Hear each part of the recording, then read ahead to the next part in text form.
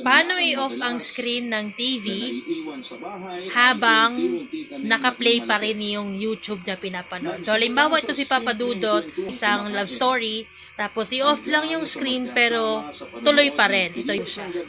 So, yan. Pag matutulog na kayo, tapos medyo maliwanag yung screen ng TV, gusto nyo yung audio lang ni Papa Dudot, pwede siya. So, sundan nyo lang ito. Unang-una itong settings. Kunin nyo lang yung remote ninyo.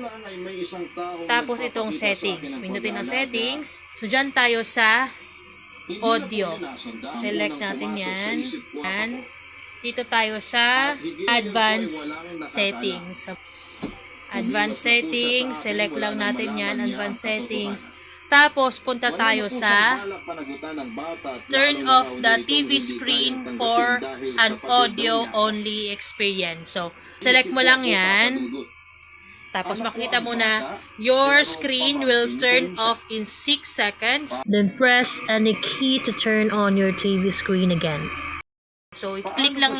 Yan, naka-off na siya.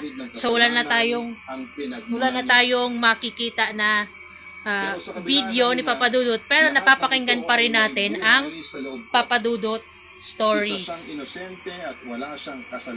So, kung gusto niyo namang i-on ang screen ulit, kahit anong button dito sa remote ninyo, mag-on siya ulit. So, yan, babalik na siya.